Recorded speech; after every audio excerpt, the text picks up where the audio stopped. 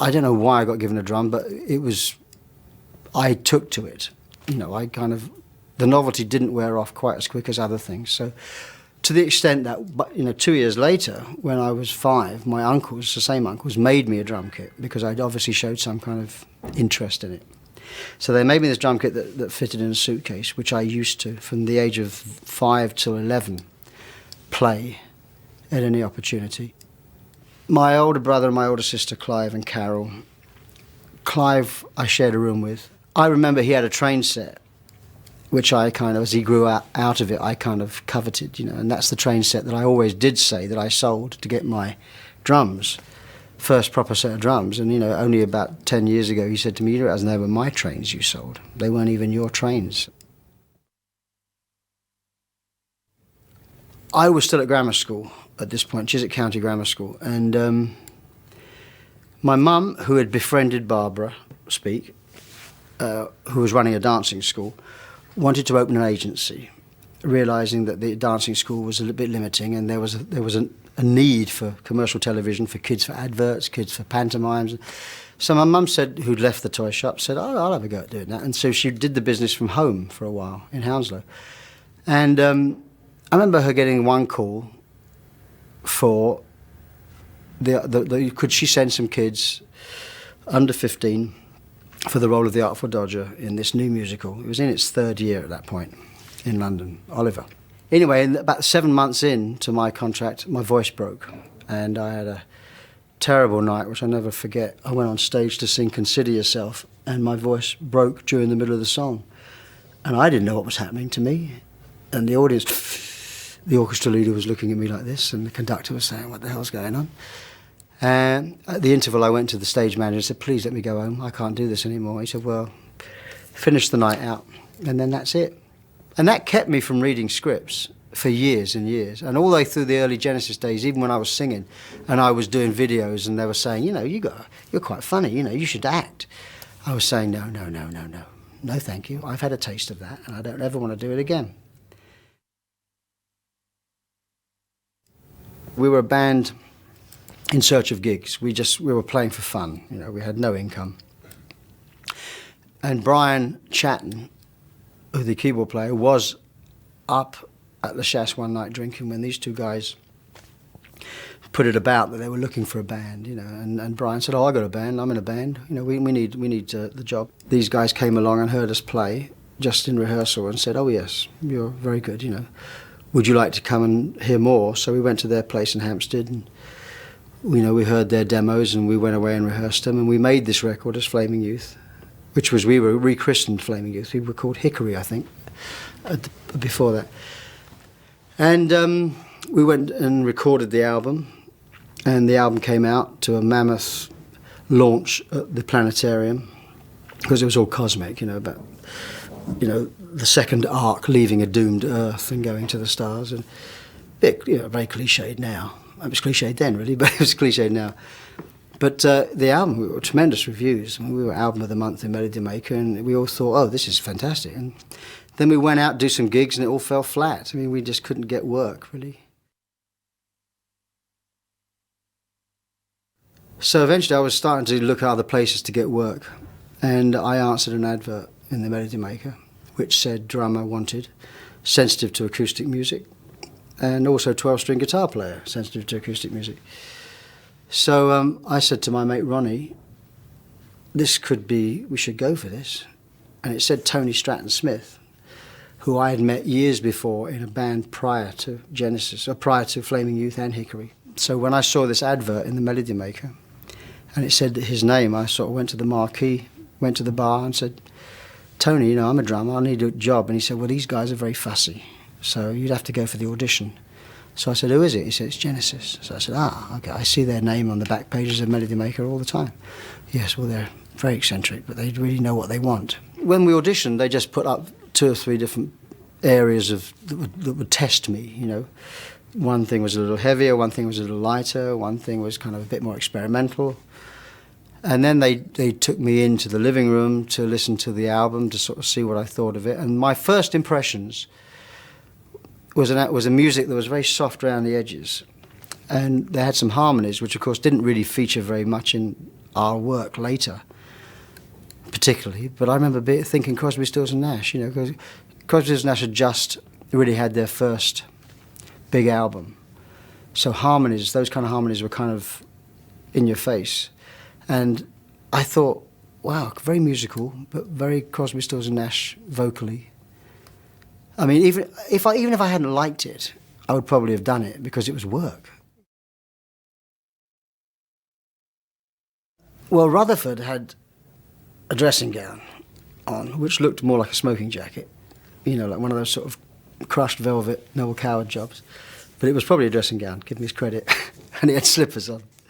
Peter had his bass drum, his infamous bass drum, which we slowly got rid of, but he kind of seemed a little bit eccentric. And Tony looked the tortured artist. He didn't say much, and he had the sort of Beethoven look. But I really didn't know what to make of them other than that. I mean, they seemed very well educated, which they were. I was from a drama school, therefore not. And in a way, I was the kind of the class, it's been cliche, but the class clown. When I joined the band, I was the guy that made the jokes, and it was very uptight, very intense. When I started to play with them, first thing they did was go on holiday for 2 weeks when I joined, and then we reconvened at the Farnham Maltings, which Rutherford's dad had a kind of hand in getting us, and we rehearsed in this place covered in pigeon shit, for about 6 weeks, and wrote what was to become Nursery Crime. There was a column in Melody Maker in the 60s and 70s called the Raver column, which was kind of a gossip column about what was happening in clubs and who to watch and who was playing great. And if all I wanted to do was be mentioned in that column, it meant that Chris Welch, who was the drummer that wrote that column, it meant that someone was listening to me, as a drummer. And that was the pinnacle of success, as far as I was concerned. Well, I guess the first one would have been The Fox's Head, because that was the cover of Foxtrot. And I remember in Dublin, the stadium in Dublin, boxing stadium, we played, and we were playing, I guess, I don't even know what tune it would have been, probably Musical Box, which was from the album prior to that, Foxtrot. But he came out with the fox's head and the woman's dress, and it was, what is he, what the... And that reached a peak with The Lamb Lies Down on Broadway, when there was many, many costumes, and to the point where he couldn't get a microphone near enough to his mouth to sing the songs, or it would get caught up, which would stop him from being able to sing.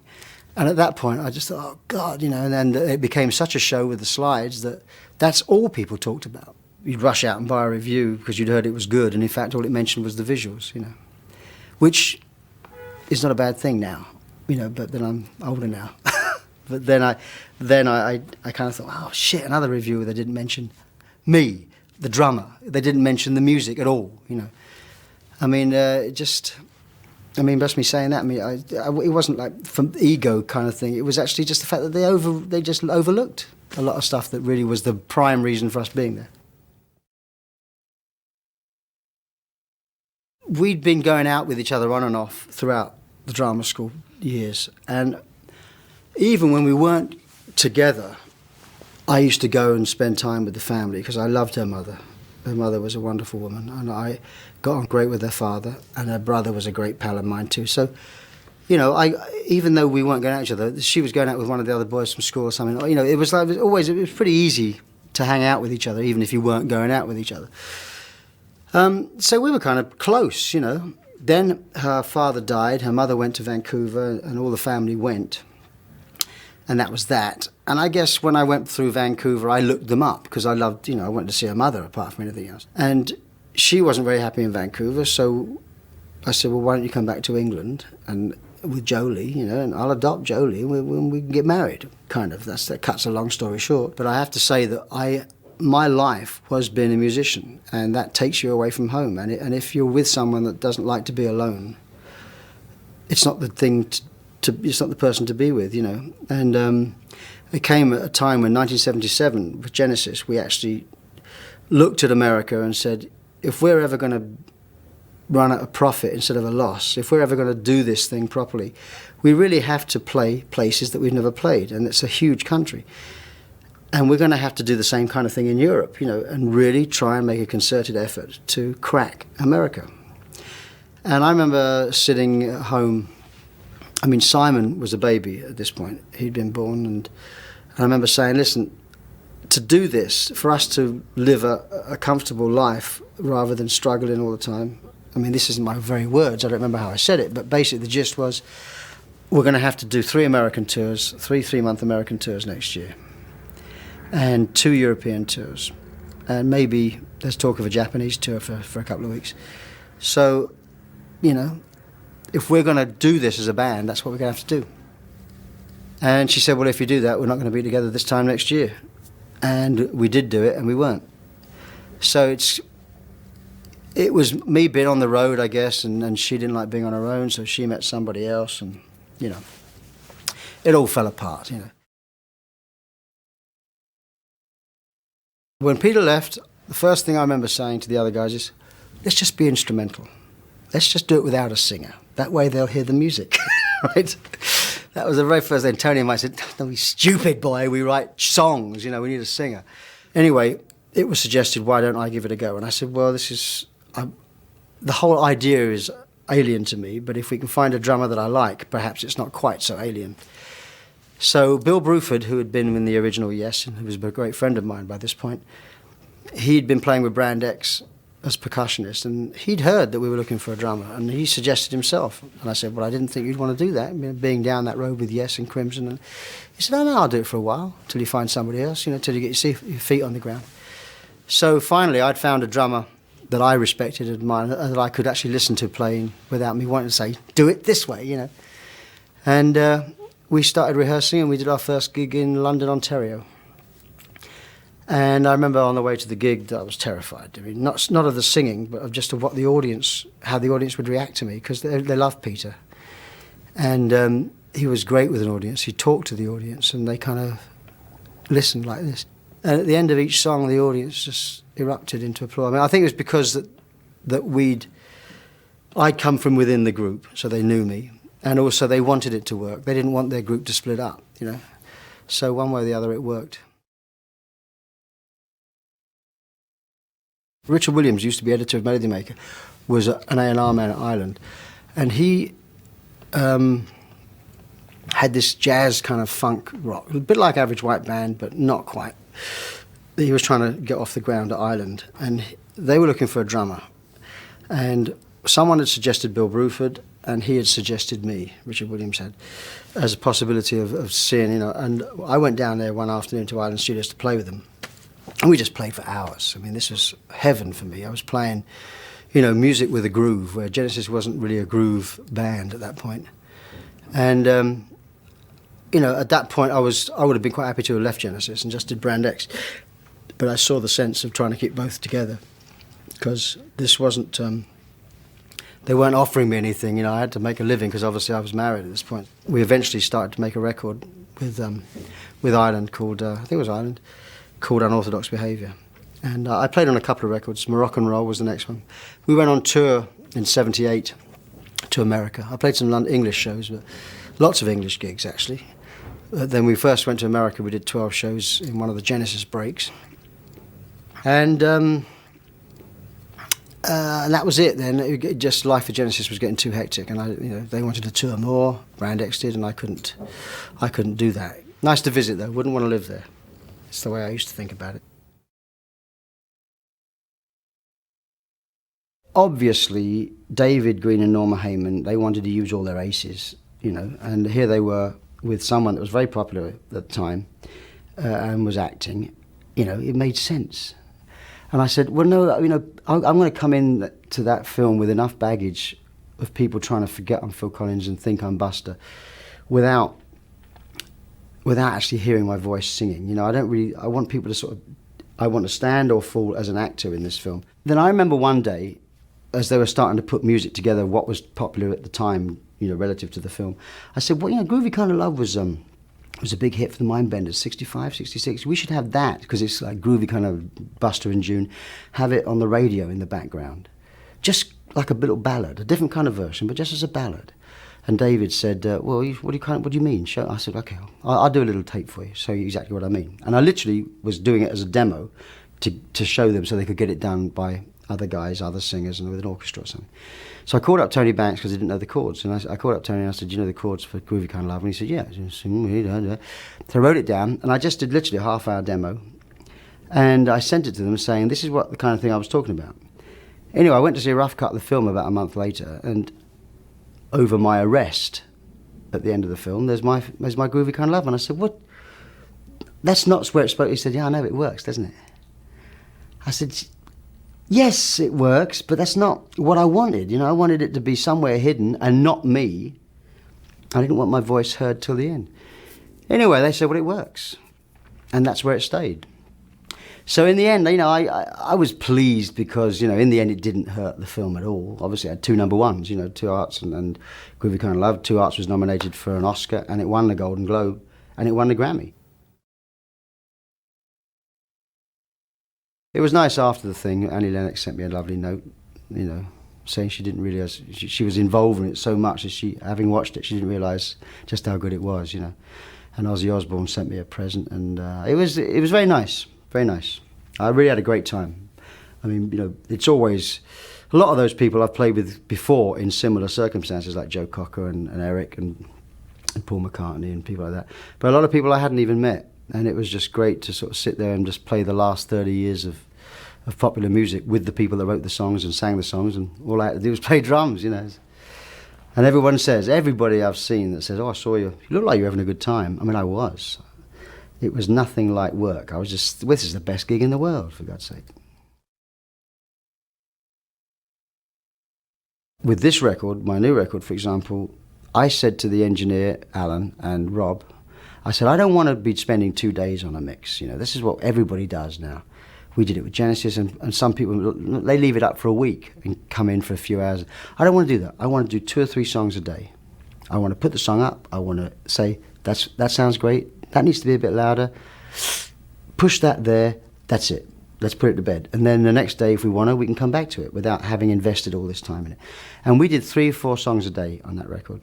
And nobody had ever done it like that before. All the guys that I'm working with said, this is fun, isn't it? You know, I said, well, yes, this is the way they used to do it. You know, in the 60s, this is the way they had to do it. And that's the way I always wanted to make my records, but you do get sidetracked, and eventually you end up having to leave it up that night after having worked on it all day, because someone has been listening to a bass drum for 3 hours. Ding, ding, ding, ding, ding. More top. Ding, ding, ding. You know, and you just get so depressed by it all. So, the perfectionist thing is really not me at all. I did interviews just recently for the record, you know, and especially the Germans. They say, well, you're known as a perfectionist. I say, no, wait a second. I'm not known as a perfectionist. Well, I am, but that's not the truth. You know, I just want the record to sound good, you know, and I don't, if it's too polished and shiny and sounds sterile, then that's not what I want at all. I don't want that. I just want it to sound the way it should sound. You know, that album has been tarnished, and even I have to think about it twice, but I mean, it's been tarnished with the kind of the Divorce album. But actually there's a lot of optimistic songs on that album, and there's lots of fun. You know, it's not all doom and depression. So, you know, I mean, it's only the little sort of feedback that you get of someone being frustrated about, you know, because I'm able to put a side of the story. But really, it's just a bunch of songs about what happened to me. I'm not putting my side of the story. I mean, I'm not saying this is what happened. I'm just writing songs about how I felt, you know. All I want is the happiest family that I could possibly have. And I have Lily, who's fantastic, you know, and Jolie and Simon, who have grown up to be such great, you know, adults. And we're all getting on great. Everybody likes everybody else, and this is a happy family. And that's really all I want now. And that's all I really want for Jill. And that's all I really want for Andy. I don't want anybody to be sort of a casualty on the curb. I want them to pick up their life and just realize that this happened, and, you know, we have to move on with it. Now it's happened. And, you know, sometimes it's easier said than done, but it's really, You know, that's any way I can look at it. I said, okay, well, I'll do the thing with Sting, and that'll be that. Then Harvey Goldsmith told Tony that it was actually, had you thought about the possibility of it being possible to get Concord and actually do both shows and therefore play with your mates in Philadelphia? And I said, well, yeah, okay. Who else is doing it? Because I don't really want to be the only one doing it, you know. I don't want to show off, you know. And they said, oh, no, Duran Duran are doing London and Power Station are doing America. So there's some, you know, John Taylor and one of the other guys were in both bands. So I said, okay, well, if it's possible, I'll do it. Anyway, so we went to Wembley and did the thing with Sting and me, and it was blisteringly hot. It was a white stage, it was so hot. And of course it had all started in the morning with Status Quo, I think. And then I just waited around after me and Sting finished, and I made a terrible mistake on Against All Odds on the piano. I thought, oh God, what a good start to the day this is. And then I went backstage and I just waited. I remember Dire Straits going on, I remember U2. I didn't really sort of watch anybody because I was waiting to leave. And eventually I got a helicopter to Heathrow. And then when I landed in the helicopter at Heathrow, all the baggage handlers were out to wave goodbye, which I thought was very, very sweet, you know. Got on Concorde without having going through the terminal, which was, you know, pretty touch and go. And then sat down and just waited. Anyway, we landed at Kennedy, and they said, you're going to have to go through customs and immigration. And sort of, I said, okay. And they said, well, we're going to try and get you straight off, but they don't do this, not even for royalty, you know. But I guess the whole thing of the day had somehow made everybody think, the hell with it. Let him go, he's got to get to Philadelphia for the gig, you know. Anyway, I went on stage. I can't remember what was first. I think probably I was first. I can't remember now. I went on stage and kind of said, funny old world, isn't it? You know, I was in London today and here I am, you know. And I guess the audience were cheered and stuff. I don't remember that. I was just like, okay, I've got to do this. I've got to play Against All Odds correctly this time. You know, I had my second chance to play it right. But it was not really until the next day, in spite of all that, and it was just a logistical exercise, doing this, doing that, did it. Oh, okay. The next day was when you saw how big an event it was and how big and a global, you know, thing. Everybody was talking about it. It was on the front page of all the newspapers, and it was a success. Because I remember thinking it would never happen. This would never happen. So it was interesting, and people are still asking me if I've recovered. You know, it's funny. It's one of those things where I guess it was an inhuman act of endurance, but it was kind of great. I can play with him, and I can do this, and I can do that. I'm happy, you know. A couple of years ago, I had this ear problem, and which is still with me, which is what they call sudden deafness, and that kind of has prevented me from going out on tour. I can do shows, I can sing, you know, it doesn't have any problem here singing and stuff. I mean, when I first came back from Los Angeles, which is where I got it, when I was recording Can't Stop Loving You and Least You Can Do, I'd just done a week of recording there, and on the Friday of that week, this ear just closed up. Opened up a couple of times, but closed up and never came back. You know, it's like that to this day. But when I came back here and I had to listen via ISDN lines to mixes that they were doing in America, it was the first time I'd heard music like this, and it was just, my God, you know, I can't hear anything out of this ear, and this ear was distorting because it was suddenly being overworked. You know, it was kind of that to me, okay, well, my life is going to have to change, you know. And in a way, I know it sounds a little strange, but in a way I felt, I'm not a very religious person. I mean, I believe that there is something that guides us, and I'm a believer, but I'm not specifically religious. I have a belief, I have, you know, faith in something, but I really believe that whatever it was sort of, hey, slow down, boy, change your life, you know, got a baby on the way, it's time to just change, you know, and you're not going to stop, are you? I just carry on, you know, so I needed a bit of a clip round the ear to sort of remind me. That's the way I've looked at it. I get very precious, you know, when we go on the road and my new babies are given to the band to play. I get very precious about it. I go around watching people's hands and say, I didn't play that note. That note shouldn't be played. I didn't play it like this, like a real keyboard player, because I'm not. I played it like this, because that's how I made the sound, you know. So I'm very specific. You know, everything is there for a reason, you know. And so I have to go around and, you know, put notes under the door when I've listened to the tape of the gig the night before. In fact, I used to be much worse than I am now.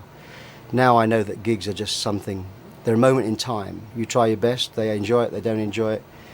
It was a great night, you should have been there, or it'll be better tonight.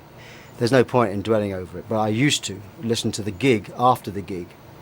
I used to listen to the tape, make notes for everybody, slip them under the door, next day we'd have a rehearsal.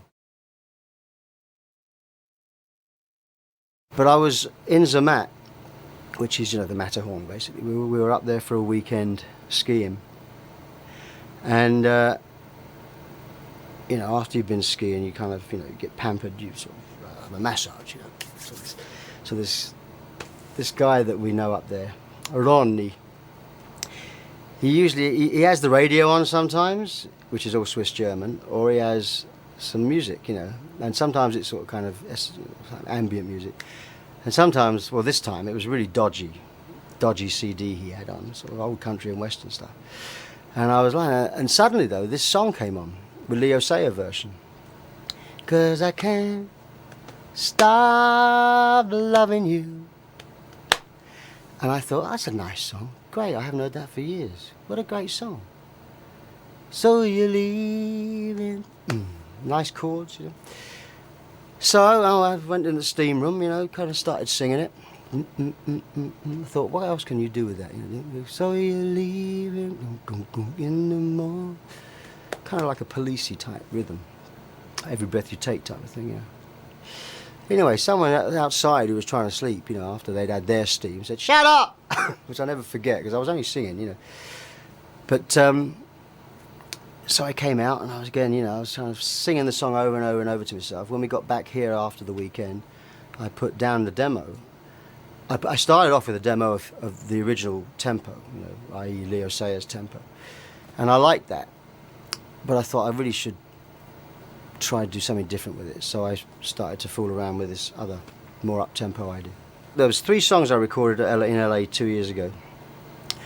Least You Can Do, Can't Stop Loving You, and a version of Tears of a Clown, Smokey Robinson thing. And we weren't going to use any of those on this record, but we had so much fun doing this record, and we kind of were finished so quickly with it that we thought we'd bring over those hard drives with that music on it and mix it, just to put them in the pot with the other lot, you know. And as we started to remix them, even though they were recorded with a live group, as opposed to me here, so they just sort of sounded great. And then, ironically, everybody that heard the record, the one song I didn't write was the one they liked the most, you know, which is Can't Stop Loving You. I have a theatrical agent, Hilary Shaw, and when I was doing acting, when I was acting more, you know, she obviously was getting lots of calls, or I was getting lots of auditions, you know. I mean, it was really a great levelling experience, you know. I mean, I was kind of maybe a 7 or 8 on the ladder in music, and I started off on level 1 on the ladder, you know, in terms of acting. So I was going around having lunches and dinners with people and meeting writers, meeting directors, who all wanted to meet me because I was a rock star. And all I wanted to do was meet them to get work. But within a couple of months, I got this phone call from Hilary saying that Chris Montan, who is now the president of Walt Disney Music, but then the music coordinator for all the movies, he found Celine Dion in Canada and put her as the Beauty and the Beast, to do the Beauty and the Beast single with Peabo Bryson. You know, he's got a fantastic ear. I mean, he just decides, he gets the right person to do the music for the movie. He would have been the one that maybe got Elton for Lion King, you know, things like that. Anyway, he called up Hilary and said that we'd like to discuss, see if Phil would like to do the music for an upcoming film we're doing, Tarzan. I said, well, I don't know if I can do this. I can't be Alan Menken, you know. I mean, he had like every film that he did with Disney got an Oscar. I can't do that. I mean, you really don't want me, because I only do what I do, you know. And they said, well, no, we'd like to talk to you about it. So Chris Montana, the directors, and Tom Schumacher and Hilary came over to the hotel in Geneva, and we met. And they said, would you do it? You know, and I said, well, I said, I don't think I can do what Alan Menken does. I can't be that kind of writer. And he said, well, really what we want you to do is be you. That's why we're asking you, because we want you to write music like the way, like you write. So I went away feeling 10 foot tall, thinking, you know, well, if they think I can do it, I'm sure I can do it. But very, very nervous about it. I mean, it wasn't until I started to write that I thought, okay, well, yeah, okay, that actually kind of sounds good. And I wrote You'll Be in My Heart, and I demoed it, and I called Chris on the phone, because most of the time, before I had this baby, which is my video conference link up, which is with the stay installed, so I can send them music digitally and they can hear it and they can send me stuff. I was playing it over the phone, you know. I'd put my phone up. He was in his car, you know. I'd say, what do you think of this? And I'll never forget this, because he said, chorus is spectacular, Phil, but the verse is not there yet. And I didn't know this guy, and I thought that was fantastic of him to be that brave, because he didn't know how I was going to react. Anyway, we kind of bonded at that moment, and we've been honest with each other ever since. But, you know, step by step, I delivered them a song. Son of Man actually was the first song I think I delivered to them. And Chris told me that when he heard it, he just went round and he said, listen to this, listen to this.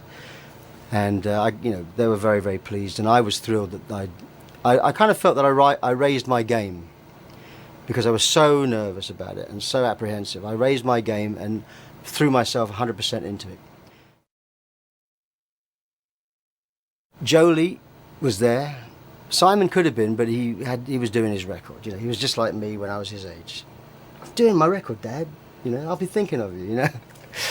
But Jolie wasn't going to miss this for the world. You know, she's an actress and she's never been to the Oscars, and she wanted to be there. She just, I mean, and of course Hilary, my agent, and Oriane and Lily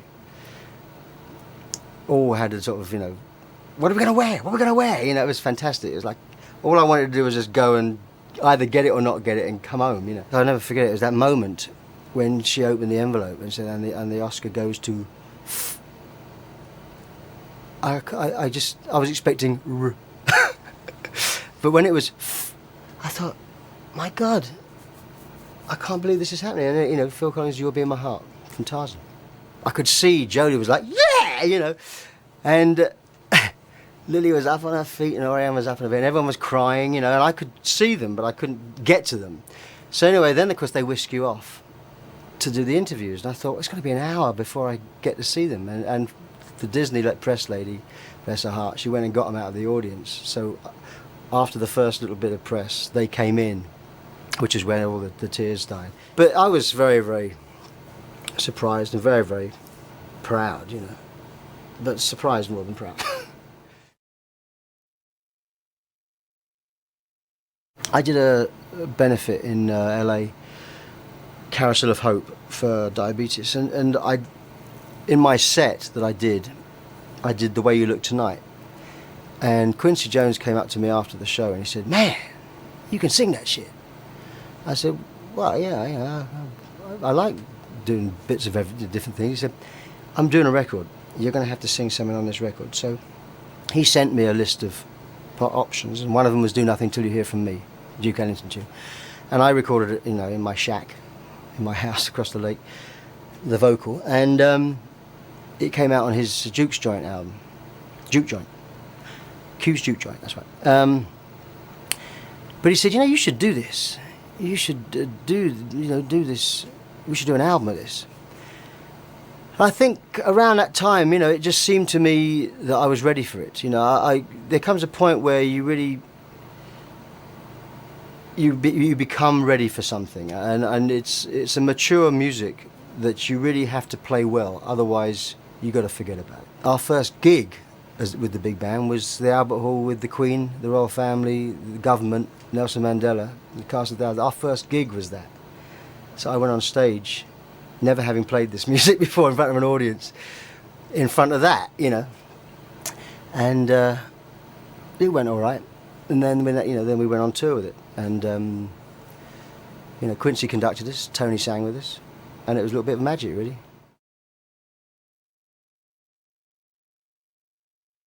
The song is really just, all of my life I've been this. I've been saying sorry for things that I shouldn't have done, you know. It's just, it is a song of looking back and regret.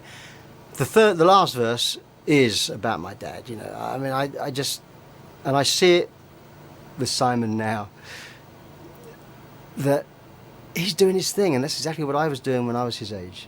But now I know that we should pay attention, because certain people won't be there forever.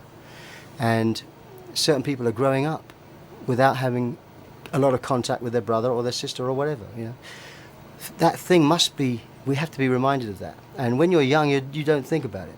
And so every time, I mean, my mum would be working or doing something, and he'd come home, and, you know, she'd have fixed him dinner, but he would come home and you know, this didn't happen all the time, but obviously, you know, he'd be sitting there watching television, and I could have been with him, finding out things. What was that like, you know? How did we get here? Stories which I'm now finding out from my mother and from my brother and my sister. But I didn't do it. I was just like, music, music, music. So I used to go upstairs and play my records or play the drums, and really missed out on all that.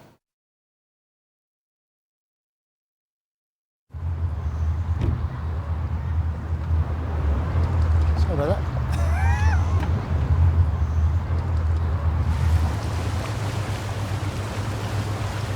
I took my license. You have to have a license to drive a boat here, to handle a boat, and because I don't want just anybody doing it, I suppose, because life revolves around the lake, what with sailing and fishing and motorboats. So I took my license as soon as I moved here.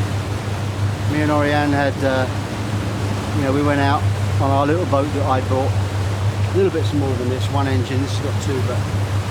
And in all kinds of weather we went out and took our practical test, did the theory test, which is a written test, and we both passed with flying colours, fortunately. But I was on tour in Australia actually with Oriane, and we used to practice our knots together. And I used to leave the rope hanging around in the room, you know. Often wonder what the maids thought.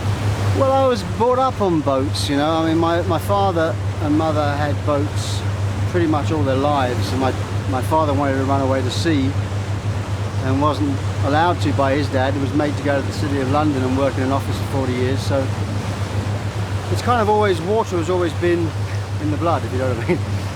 And my brother and sister and I all were cadets of the Richmond Yacht Club, and now I'm honorary president because of the history. My mum, my dad, my brother, sister, kind of been part of it all their lives, and also my uncles that started me with my drum kit when I was 5 years old. They were lifelong members of the club. So they decided to make me president, and I'm very proud to be, you know, president of that club because of the memories that it has for family. You know. But I get, it's just the complete opposite of everything I do, you know. A lot of people, a lot of my friends like whizzing around, wakeboarding, water skiing, and I enjoy it. I love water skiing. But I also enjoy just sitting out here when the opportunity arises, which isn't all the time, but when I can, just to come out here with a book. And one day actually I came out here and I fell asleep. And I wasn't anchored, you know. And I ended up waking up suddenly, and I was at 10 feet away from the shore. But you know, we wake up like that. Jesus, you know, it was right next to the shore. But it's very relaxing, very relaxing.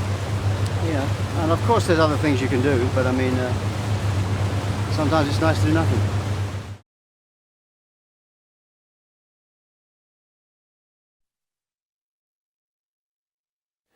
When we put in an ad, you know, I was taking a lot of the phone calls, and I remember he said he'd been with his band Flaming Youth, which sounded sort of very poppy, and then he said that he'd played with George Harrison. And that, of course, impressed me and the others a lot, but we found out later it was actually he played tambourine on a George Harrison session, but anyway, it did the trick. In the early days of Genesis, each summer they couldn't get us arrested in England, in the summertime especially, so they'd pack us off to Italy which was always crazy, badly organised but wonderful, great people, great food, and we had difficult but wonderful times, and that was part of the initiation and process of getting to know Phil. I clicked with him too because he had a great sense of humour, made me laugh a lot, and you know, sometimes I remember at some gigs he and I would be sitting away in the corner bashing away at pianos thinking, oh, one day our day will come. We had say 3 12-string guitars which were always going out of tune, which would mean they would be noodling around tuning up while I was left, you know, the Pratt in the middle of the stage, left trying to occupy the audience. So I started telling stories then, and that developed a bit from there. But and then the next stage on from that for me was to try and illustrate some of the songs with costumes or masks or acting out stuff. And this, while definitely going down well with audiences, did not go down well with the rest of the band sometimes. And so we'd have these situations, you know, where I'd have ideas for how to do things visually, and knowing that I was going to get into rows with everybody, I just would work on these on my own, and then I'd arrive. At the time,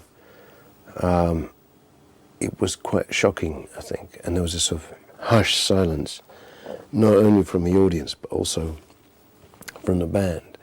And yeah, and Phil was not a fan of any of that stuff, really, I don't think. But it did help get us separated from a lot of others, and we had an audience that started getting excited by that. I always felt that as it was a collection of songwriters as against a collection of musicians, that the band did stand a very good chance to continue. So I think it's, in a sort of strange way, I was much more confident for them than they were for themselves at the time. And then when they couldn't find someone and went with Phil, I mean, I actually, again, thought that that was going to work. I mean, I think it took a while for Phil to get comfortable being up front, but clearly he had the ability with the singing. I mean, and already, you know, he'd been part of the vocal sound that people had got to know and in some cases love. So I think it was much easier for him to do it than for anyone else. Before Phil joined, we set out originally to be songwriters, the original 4-piece, and with a changing array of drummers, which was obviously Mike and I, with Anthony Phillips and Peter Gabriel. And we tried to sort of, found that no one was prepared to record our songs, that the only way we could do it was to record them ourselves. And so we started off by doing that in about 1970. And after doing that for a few months, our guitarist at the time, Anthony Phillips, decided he couldn't take it any longer. And so at that point we decided to restructure the band, get a new drummer and everything. And that's when we auditioned for Phil.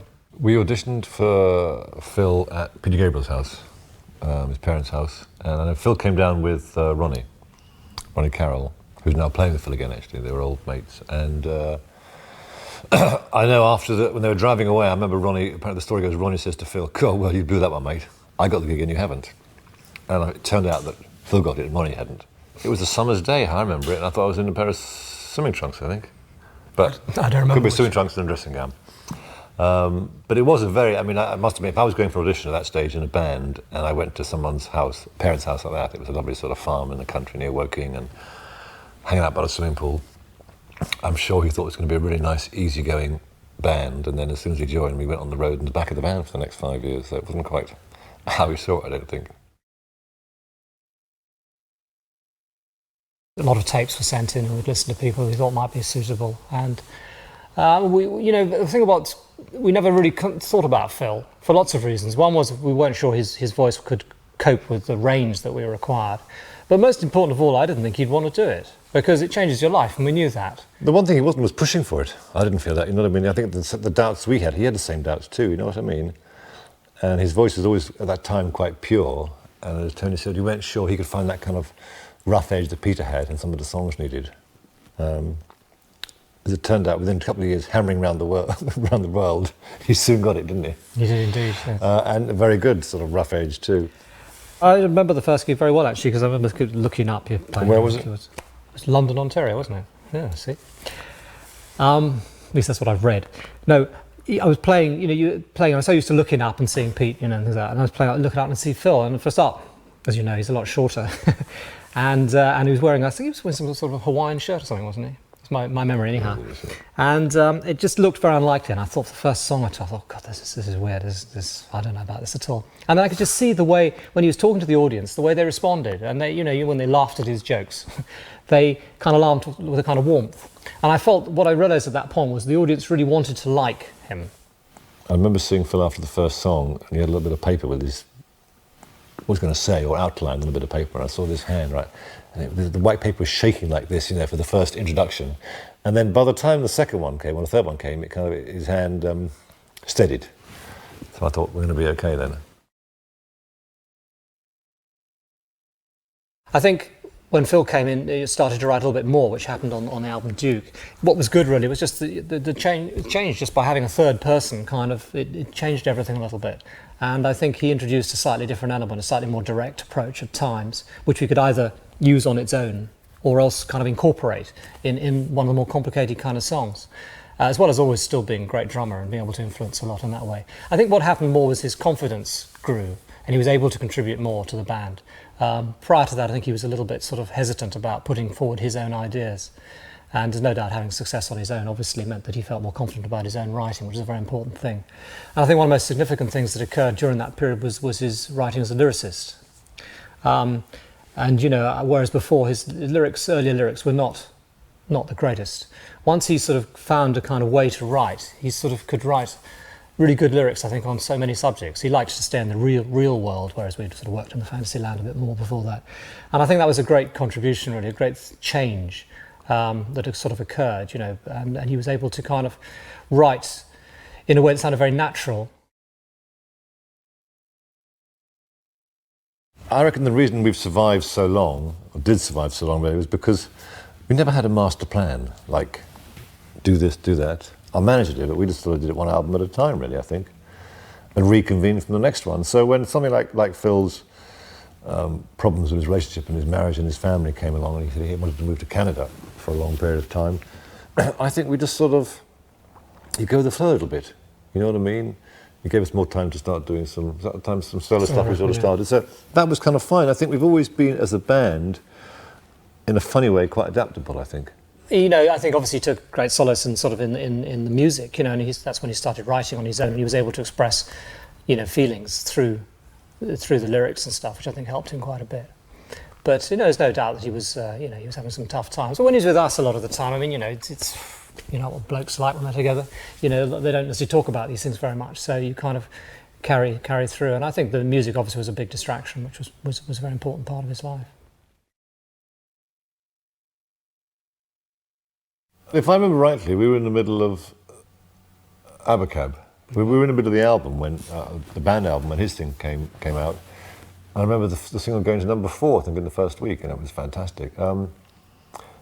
I don't know, it sounds odd to say now, but we still seem a bit removed from it, funny enough. Okay, he had to go and do some stuff, but until the album was finished, he was pretty much locked in by a bit of promo and stuff to making the album. It wasn't until the album was finished, really, that he kind of went mad, and then the next few years it sort of went that way. So I think over the next year, to be honest, I think when we came out to the next album, it occurred to me after the huge success of Face Value, you might not want to do it. Which I would have understood, you know what I mean? He got a fantastic solo career. But somehow, people never seem to understand it, really. We seem to get back together again each time after his sort of huge solo success. And it kind of felt the same. I mean, I know it sounds a bit odd to say, and people never believe me, I'm sure, when I say that, but it didn't change anything, really.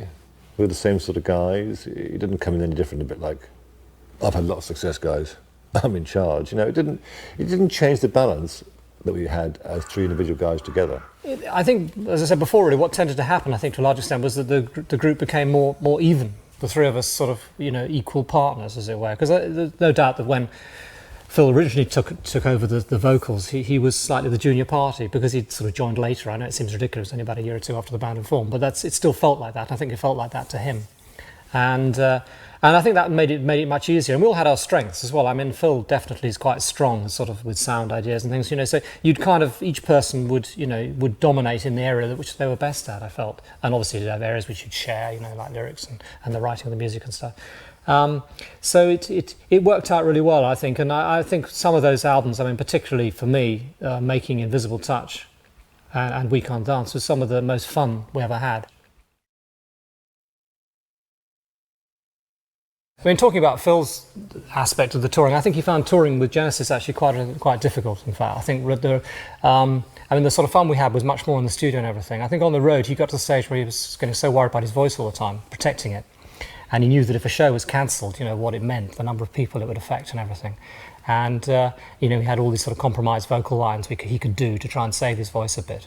And it's a bit like sometimes every morning when you'd see him, sort of, how's your voice felt? And sort of, there's sort of virtually no voice, and you think, is he going to be able to sing tonight or not? And I think he felt that was quite a pressure. Well, that kind of pressure being to do with the voice when you're on tour, I mean, I think that's horrible. I think it's really hard. It ruins the day.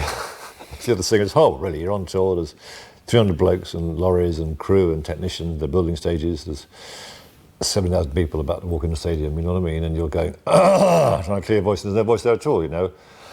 And inside, I'm sure he's wanting to say, listen, guys, I haven't got a hope in hell of doing it. Outside, he's sort of trying to say, well, I'll give it a try. You know, so it must be a horrible sort of conflict of trying to balance the two. That is hard, I think, and that did spoil some of the aspect, I think, for Phil especially, because, you know, on nights off, we were kind of carefree, had a good old time, and he had to sort of go to bed early a lot, you know, and worry about his voice. No, he'd listen to the tapes. We all did a bit, but he used to listen to them a lot more than I did. No, obviously when you hear the tape, there's no point in listening without making notes about comments about how to make things better. And I'm sure that the little note would go under the sound man's door. Which is fine, you know what I mean? That's because that's what you do. I never got a note under my door, I didn't think about that. No. I think he knows what would have happened if he'd done that. We're on tour in Japan. I go to the Roland factory, because I'm into gear and stuff and heard about these drum machines. And I go to a little house in the middle of Tokyo, and I buy these 3 drum machines, like numbers sort of 4, 5, and 6. I mean, I'm cutting edge here. You know? I come back to the hotel, and I'm so excited, and I say, I bought one for you, Tony, one for you, Phil. But pay me for them, pay me back. And he was like, oh, okay. And Phil was basically saying, I'm a drummer. I'm not sure why I want this. And I was so upset with the lack of reaction. I really thought I'd been cutting edge, got these 3 machines, they're going to be great. And I got a bit of a sort of, all right then. But as you know, I mean, Phil was the first one to really use them to the best advantage, and they became a big part of our life. He did indeed. There you go. Yeah. He probably still owe me for it, actually. Probably. So does Phil, probably. Still owe me for the machine.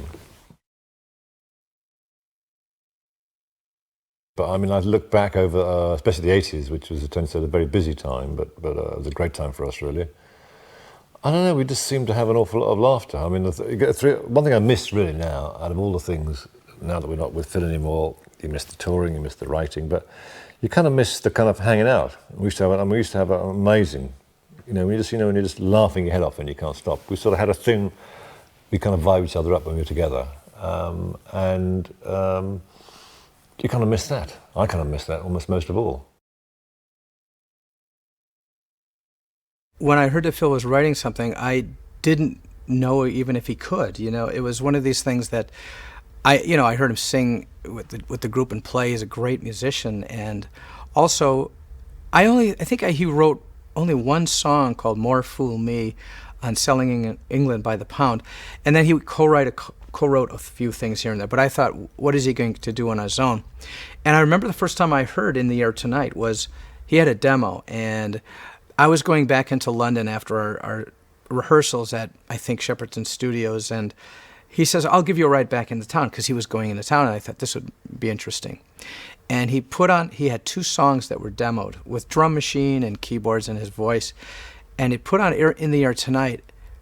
And as I heard this song, I was thinking, I didn't know this guy could write music at all. I was very impressed with the first time I heard it, and I thought, oh my God, this guy's going to be able to go on his own. And I also thought to myself, if he goes on his own, what's going to happen with Genesis? And, well, obviously they were able to balance both out as it went on. And then I got to play on those songs, which I was really happy about. We went on the road in 1985. I believe it was our 1985 No Jacket Required tour. And we were playing certain venues, and I think no one expected these things to sell out as much as they did. First of all, no one expected No Jacket Required to be as big of a record as it turned out to be. None of us. I think the fact that he was different than Genesis helped him too. I mean, Genesis being a great group by themselves, but he still came out there and was able to do it by himself. I think you heard his personality come through his music. I mean, that voice that he has is just, it feels like you know the guy. Now, I do know him, but if I didn't know him, I would feel like I knew him. That sound, it's just very unique. Make sure everything's done, because he hates failure. He hates anybody slacking, and just not being on the ball. So if you're going to sort of play hard, you've got to be responsible enough to get up in the morning and get your job done. If not, I think, like, it's good night, Irene. He's a total pro, and he just wants everything spot on. And, he works 110% and he expects 110% off everybody else, and it's good. Keeps you on your toes, and it's worth doing, if it's worth doing, it's worth doing right. He was big, I mean, you couldn't go anywhere, do anything. We lived in the hotel rooms. You just couldn't go out, especially if you went to Latin countries, it was crazy. Argentina was madness. But it was fun. I mean, when you pull up at a hotel and thousands of people, and you do feel part of it, although you're only working, you do feel part of it, you kind of get wrapped up in it. But it was ginormous. You just couldn't go out. I mean, you couldn't sit down and physically eat a meal because they were around everybody, from waiters as well, but people sitting at other tables in between spoonfuls would come up for autographs and be yelling. It was just not feasible to leave the hotel room and function correctly anyway. So it was out of back doors, through kitchens, little elevators where the staff come up and down, and that's how we manoeuvred around the world. We were doing the Dancing at the Light album in France. We'd rented a chateau. And one day he calls Danny, says, Danny, can you book me a room at the Beau Rivage in Lausanne? It was the first anniversary of him and Oriane meeting.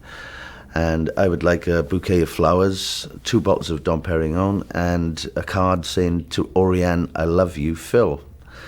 So Danny's organising it, and, I'm just sitting... No, I love you, me. No, he said, I love you, Phil. It was so... Oh, yes. Right. Danny was organising it, and I was sort of eavesdropping, and, I realised he's having a problem, with the translation. And he's saying, no, I am Danny. I'm not coming, no. No, it's Phil Collins and Oriane. Right, okay. I want a bottle of Dom Perignon and bouquet of flowers. Okay.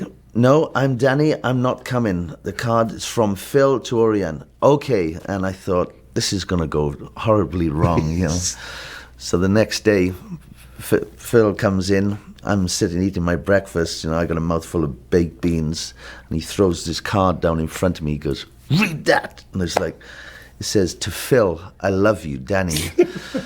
So, in the meantime, Danny's door was just down the corridor from the breakfast room, and he knocks the door and shows the card to Danny, and he says, what's this? And Danny reads, he goes, well, I do. I have to let you into a little secret. I write the music and Danny writes the lyrics. I do most of the lyrics anyway. He does most of them. He helps me sometimes, but Yeah, see, the writing of that's one of the big things, downers about him, that he doesn't write anything. No. And we mind you, we get our points, don't we? no, we get pints. Oh, pints. I thought he said he'd give us 2 pints on each album, but it was Pints, 2 pints. yeah. Yeah.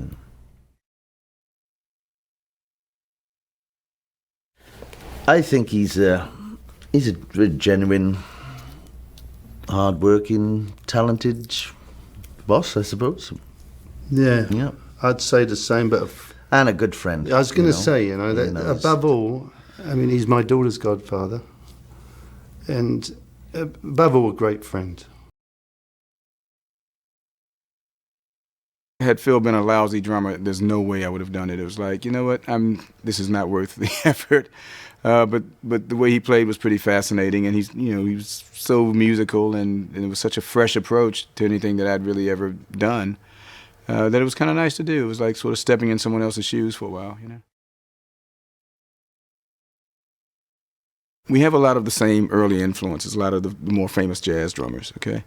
And his reaction to some of that, and especially his reaction to the Motown drummers, some of the Phil Spector arrangements, things like that, you know, the American things. I think his take on it, filtered through his English background, has given him a truly unique sound. And because he wasn't a highly technically trained drummer, he came up with ways to do these incredible things, which just made him really unique, you know. And some of it brings a real edge in his playing that's really dynamic. I've learned to, you know, whatever I do, I just instinctively find the easier way to stick it and play it, you know, to make it, you know, easier. Him not doing that, in some cases, added a certain tension to his playing, which I think translates really well. Anyone that works with Phil for any length of time, I mean, there've been some situations, I guess, where there was tension. But I think anyone that's survived with Phil knows to just come prepared to give it all. You know, I don't think Phil can conceive of working, you know, of giving less than 110%. I don't think it's in his character to do that.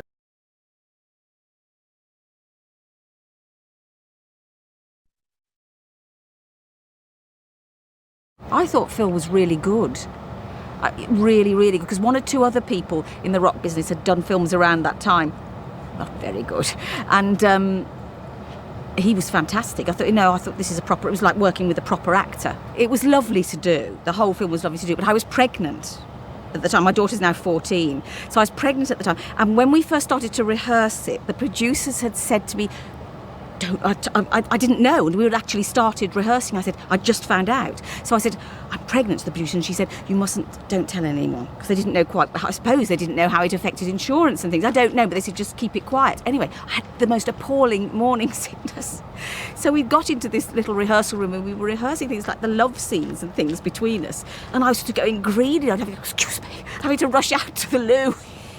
To be sick. So I thought, I'm going to have to tell Phil. He's going to think, you know, that I've got this terrible adverse reaction to him, you know. Phil brought the ordinary guy to it. And also, he is a bit of a cheeky chap, you know. And that sounds naff, but I mean, he is, you know, he's sort of cheeky. So he had those qualities which were perfect. They're sort of innate in it. Oh, going on the beach at Cannes, I've never experienced anything like that. On the beach at Cannes, when millions of people turned up because of Phil. We were going to actually promote it. I mean, I thought, my God, it was almost frightening. There were so many. I've never seen thousands of people turn up to see one person. It was scary, actually. Phil has always looked like shite. You know, let's face it, he's a middle-aged bald cunt, you know. So what can we do about that? Very little, you know. And the admirable thing about him is that he never tried to hide it, you know. And plus he's a drummer, you know, it's all negatives. I always got the impression that he was sort of a wag, you know. I mean, he never seemed to take it that seriously, you know. And I like that anyway. You know, and of course, aside from the singing drummer syndrome, which, you know, I'm of course against anyway, you know, as a given, as an ideological stand almost, you know, I just liked his thing, which was so non-pop star. And that's probably the thing that I thought the song was good, and then he had so many hits that people were saying, oh, for Christ's sake, Phil Collins, But I kind of kept thinking, like, he's very cool with all this stuff, And the non-stop work ethic, he seemed to be everywhere all the time, And so they're the things that impinged upon me. Either, I don't know whether Midge told me Phil was coming or someone told me, but I remember Midge saying, Phil's coming. I said, cool.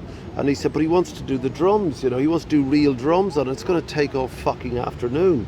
And I thought, oh no, this is going to be a complete cock-up, because drummers are a pain, they take forever. There's not just one guitar, there's like 50 drums. They all got to be mic'd, and they're precious about each bloody sound and tuning, And so they arrived, and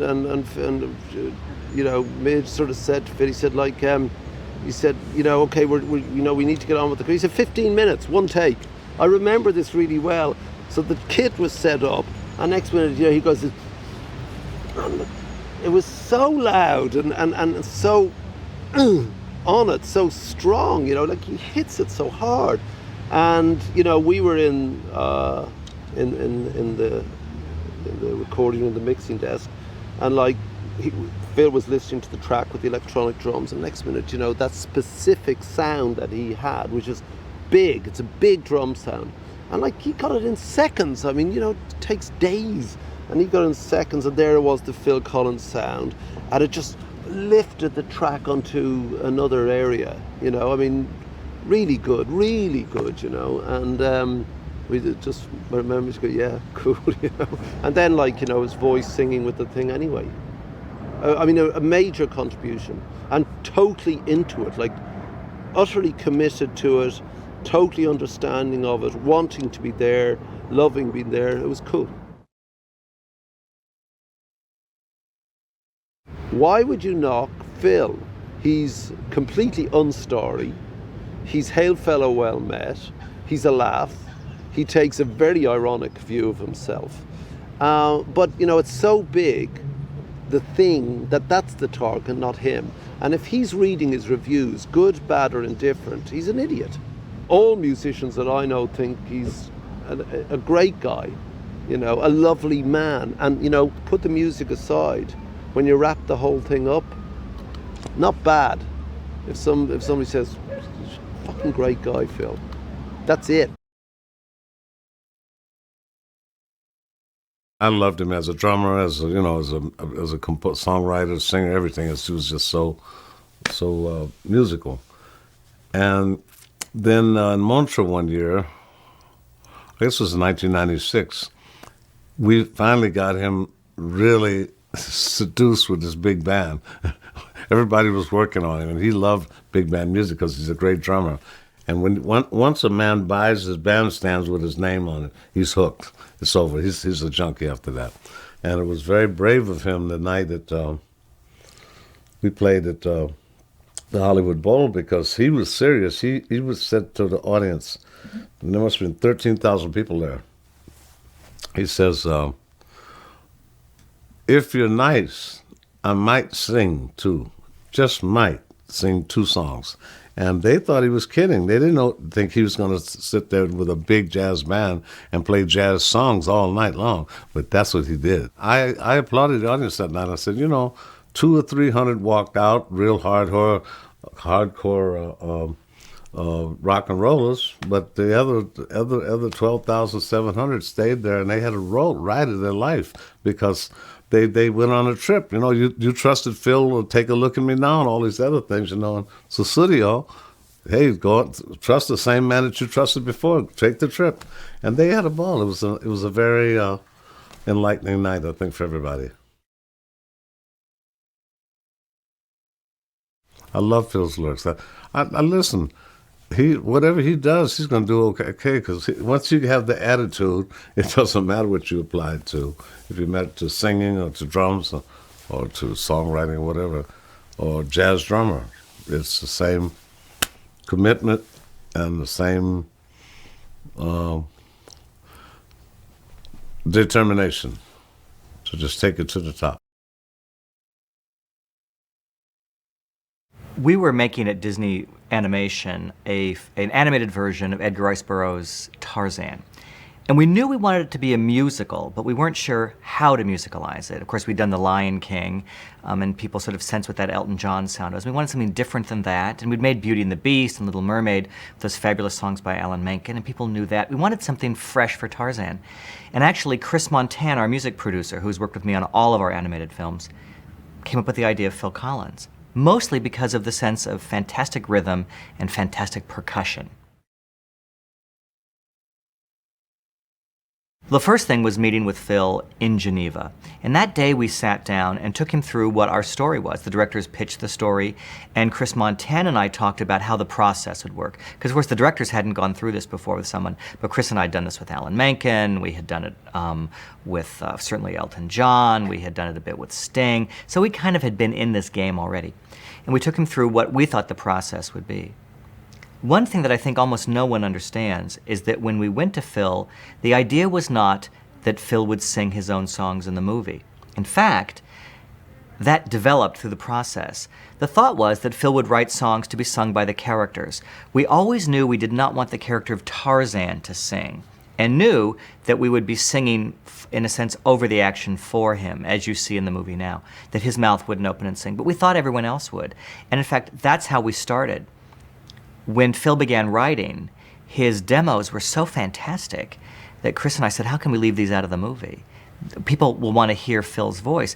And it really evolved from hearing his demos. The most surprising thing about Phil is that other songwriters they'll take the moment of the show that we want the song in. They write a complete demo and then submit it. What Phil would do is bring in fragments. He'd say, I'm thinking about a rhythm like this, I'm thinking about a sound like this, here's my lyric. And then he would present ideas that we could talk about, and then he would go away and fully realize the song. I remember the first thing, I think the two first songs of Tarzan that were played for me was You'll Be in My Heart and Son of Man. And I found both of them. So I actually, on You'll Be in My Heart, I heard his first demo. I was on an airplane. Chris Montan handed me a set of headphones and said, listen to this, I just got it in a FedEx packet before we had taken off. And I put it on and I started to cry. My favorite Phil stuff, I suppose, I have to say really is Tarzan, only because it's the songs that I have the greatest emotional connection with. And the joy of sitting with him, listening to him sing them, that moves me a great deal. My time knowing Phil Collins has been a period of family life for Phil. So the first thing I'd say is he's a family man.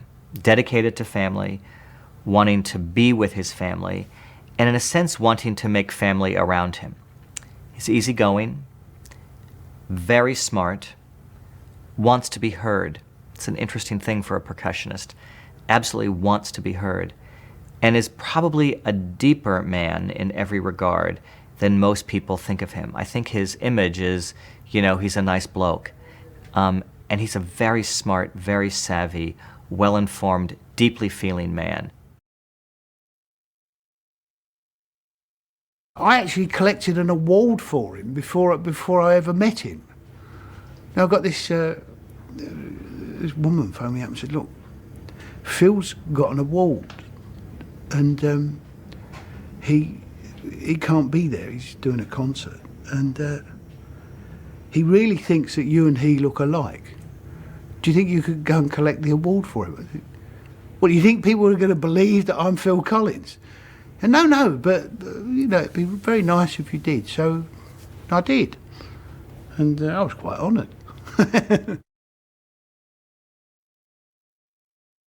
He's not the sort of preening, sort of parade horse that sort of a lot of pop stars are. Like this sort of obligatory vanity that seems to go hand in hand with the job. He's not like that at all, and he just struck me as a really nice bloke. Very down to earth, very straight. Well, it's Phil. He's just Phil. He never tries to be anything else than what he is. And what he is, he's a brilliant musician, songwriter and actor, and a nice bloke.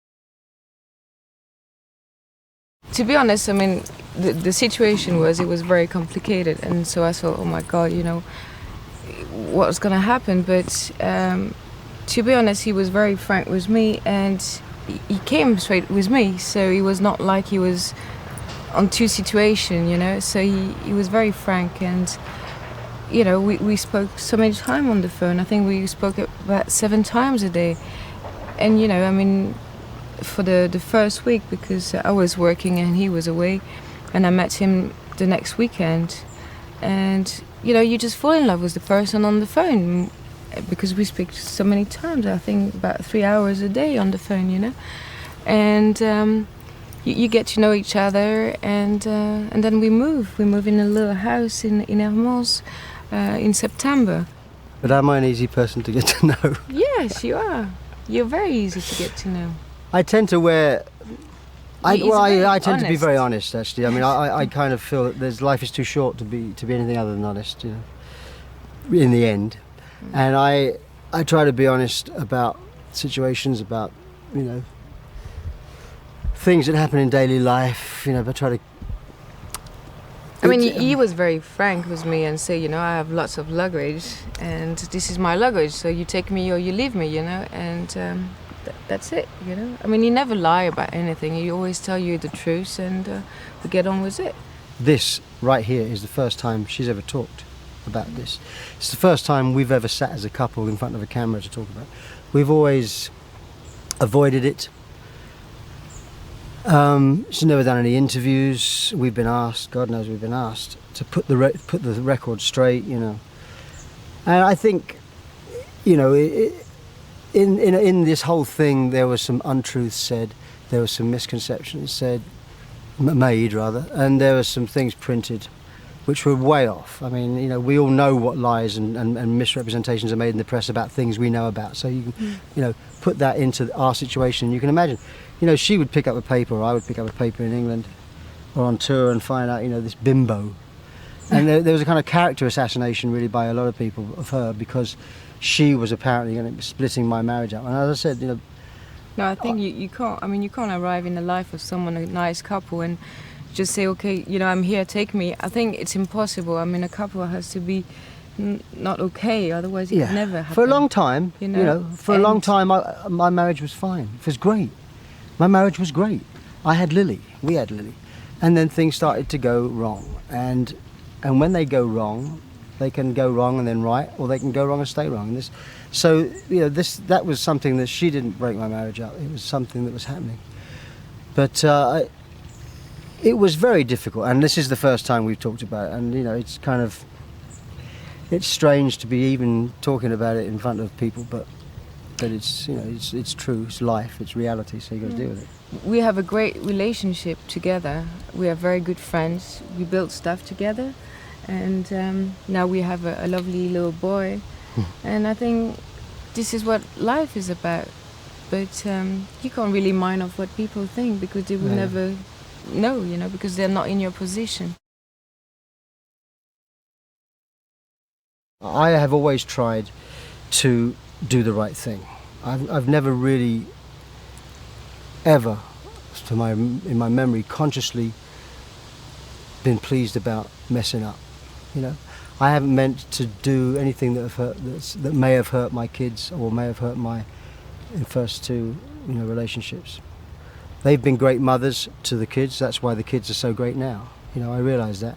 And you know, obviously Oriane's influence on them for the last 8 years. I mean, she's known Lily for 8 of her 13 years. You know, and Lily has loved her from the day she met her. I mean, she ran straight up to her, put her arms around her, because I'd said that she looked like Jasmine from Aladdin, you know, and Lily kind of knew what that meant. Oh, I know what she looks like. And when she saw her, she just looked, you know. But it was kind of, you know, I've been very lucky in the way everything's turned out. And I've got wonderful children. I've got a wonderful wife, and dog's all right. And I've got lots to look forward to musically and family-wise, you know, personally. There are certain things that I've never been able to enjoy not doing things.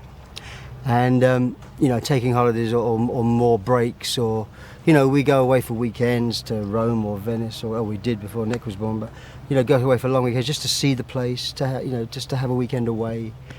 And I never did that before. I mean, for no one's fault but mine, you know, I just never thought of it. I very rarely would sit down by the pool and read a book, you know, and or go out on the boat and turn the engine off and maybe have a glass of wine or a glass of beer and read a book. And it's things like that that I've learnt, you know, and I guess that comes at a certain point in your life when you realise that there is actually more to life than just work, work, work. And maybe I should have learnt that a long time ago. But for me, it's been a natural evolution, a natural thing, and it's come at the right time. You know. My dad is probably one of the most down-to-earth people I know. He's very grounded. His home life is very quiet and grounded. My dad used to love reading us stories. That was his thing. I mean, he used to read all the Mr. Men by Roger Hargreaves. I had the whole collection, and me and my brother used to sit there. My dad used to love reading stories to us. Now, there were times when he wasn't there and he was on the road, but when he was at home, he was a real dad. And my dad always loved to do the dishes. That's his thing, and he still does to this day. My mum used to cook, my dad did the dishes. It's definitely hard when one of your parents goes away for long periods of time because you're constantly making those adjustments. And you do see the strain that it makes on one of your parents when they're trying to take care of 2 kids, 2 dogs, a house. And my mum, in that sense, was solid like a rock. She really was. And, you know, we did go through hard times, but I know that both of my parents always did their best. But yeah, I mean, I do remember missing my dad. He was careful in where he picked his time to take time off, you know. And I know he did his best to be there for certain events and certain holidays and occasions. My dad thought Randy Newman was going to get it. My dad had absolutely no idea he was going to get it. I had a pretty good feeling in my stomach, but you know, you're never sure what's going to happen. And I just remember sitting in the limousine and looking at my dad, and we both just started laughing. And I was like, "This is it, Dad, you're going to get it." He was like, "No, no, no." And when they said his name, I felt like someone had just, like, you know, released the balloon. The air. I've been holding my breath. We all had for a long time, not sure. I know that weighed on him. I know that he really wanted to win that award. And I was bawling. I was so proud of my dad. He doesn't like to get caught up in the hype of everything. I think he finds it kind of almost embarrassing, you know. My dad, in that sense, is just very simple and very grounded. He loves to do what he does. And obviously being given credit for it and have people love it and enjoy it. But the whole entertainment side of it, the sparkle glamour side of it, he's not into that. You know, he's not a flash person. He's one car, one home, down to earth kind of guy. Likes to keep it simple. I know that my dad is just really happy. You know, and I know Oriane's a big part of that, and where his relationships are with me and Simon and Lily are a big part of that. He's, like I said, he just seems the happiest I've ever seen him. I just remember this one moment. We were in Quebec City, and he'd never played Quebec City before, ever. I think he might have done it back in '79 with Genesis or something, you know. So basically, the crowd were nuts anyways. After that, In the Air Tonight, the last beat done, it was like a 15-minute standing ovation, and it was just unbelievable. At that point, I realized this man is loved and respected to a point where I can't even fucking fathom it. It's unbelievable. I mean, it moved me to tears as well, because I just couldn't believe how loved this person was, and this guy's my dad, you know. And it was a real eye-opener. Whatever room he walked into, he couldn't help himself but to clean up. It's not his mess. He doesn't have to clean that up. but he felt compelled to do it. So okay, fine. But you know, I never took that for granted. You know, but still to this day, and I respect it because I do the same thing when I have guests in my house. You know, I'm still, although I'm 25 years old, he still tells me to make my bed and fold the towels neatly after you're finished and all this stuff. And I do that anyways, but it's just the fact that it's just the dad in him. He has to do that. It's his day gig, you know? And he doesn't see me very often, so when he does, he wants to play a bit of dad, and that's cool. You know, if me and him have a phone conversation, and something just, the end of the conversation just doesn't end right. I get the same thing. This is funny because we both have thought the same thing before. Sometimes I think the phone conversation hasn't ended right, and I'm like, is everything okay with him? Is he upset with me? And I want to call him back, but I don't, because I'm sure that I'm just being overly paranoid or whatever, overly sensitive. And I've never actually called him back and said, is everything okay? You know, but I've always wanted to. And the other day he did that, and I was like, wow. I was like, Dad, I've wanted to do that many times. He's like, yeah, well, I just had the feeling that something wasn't quite right. Is everything okay? And he's just as unsure sometimes about our friendship as I am. I was always, you know, in a way, somewhat intimidated by him. In a way, in a fatherly way, but also in the way that he was a big, huge pop star. And I know that sounds kind of weird coming from me, but it all kind of affects you subconsciously in a way. And you know, he's just, I think he's, as I said before, he's taking more time to listen and to really kind of absorb, taking more time to really enjoy, you know, he's taking more time to enjoy all the work and hard work that he's put in over the years. I think he's finally able to relax, and with that, he's let a lot of his guards down, a lot of his barriers down, and I think he's just overall a happier person. I know when Dad died, Phil was away, and it really was a huge blow to Phil. You know, his dad had died when he wasn't around, and he was on tour, and you know, it was totally unexpected. And I think he was close to Dad. We were all close to Dad. I mean, being the youngest, and it was, you know, I felt very sorry for Phil. You know, he took it very, very hard. The Royal Festival Hall, yeah, it was an absolute knockout. It really was. It really was. It's much smaller, and I think it's you know, he's reaching people who aren't really interested in what him as Phil Collins was doing on the tours. I think it's, you know, so you've got a slightly different audience, I think.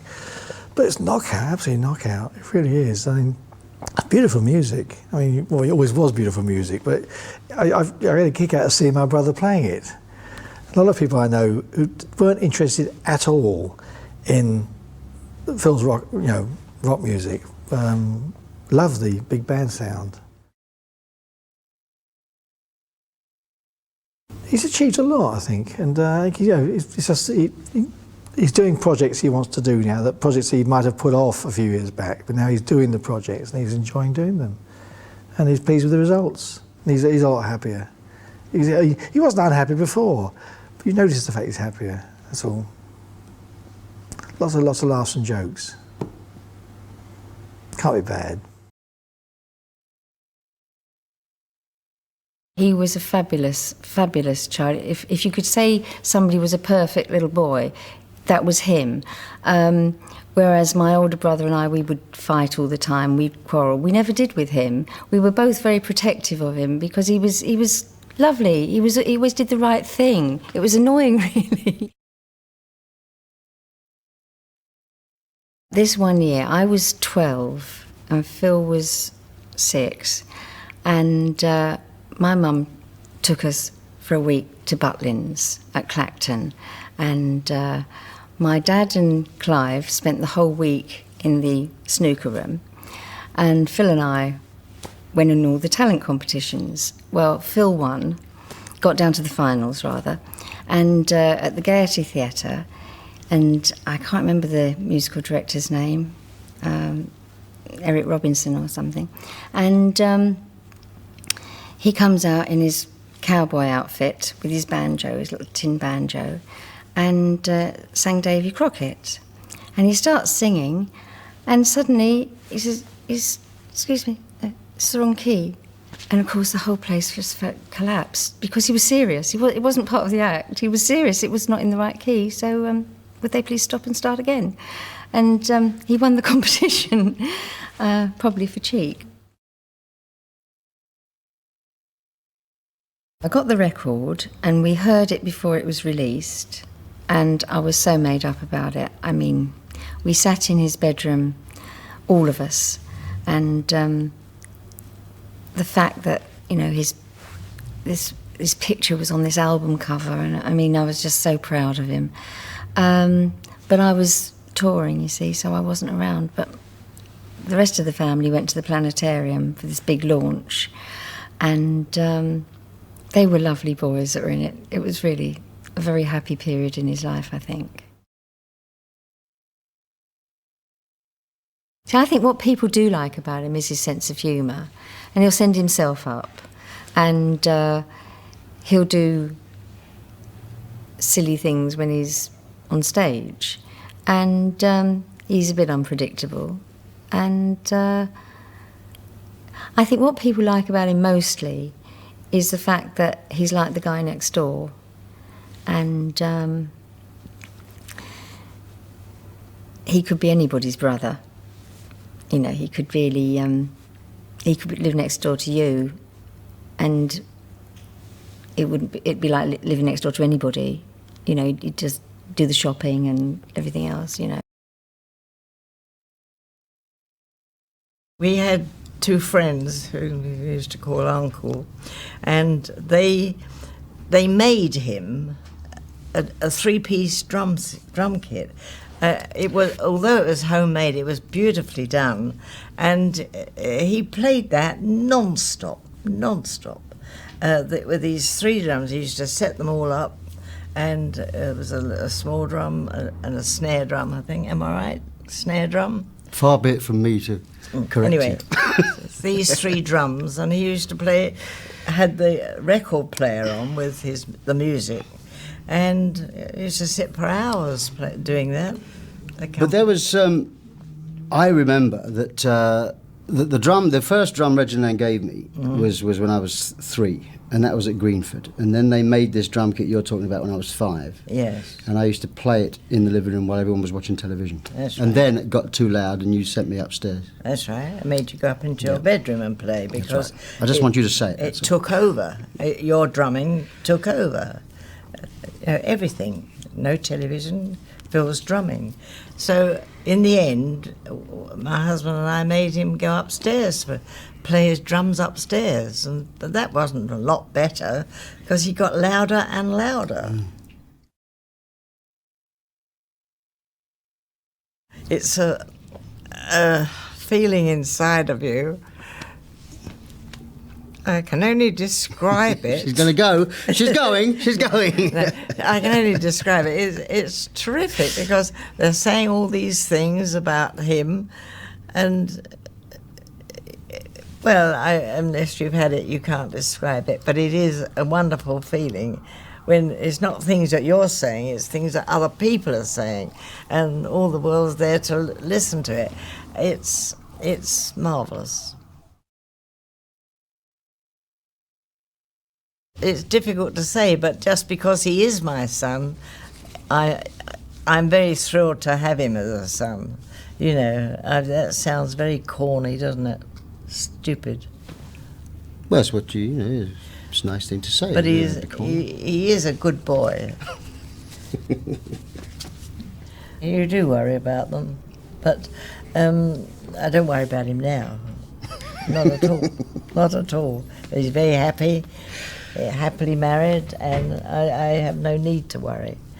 And I've let go of the reins, haven't I? Yes. Well, you've always been like that. Well, I've always let you go. Let me do what I want to do, you know, and encouraged it. That's all you can do. I think that's great. Yes. When I found out what they all wanted something different, not remotely connected that I let them go ahead. And they knew, I'm sure you did, that I was always there in the background, ready with a helping hand if they needed it. And you have needed it. They've all needed it.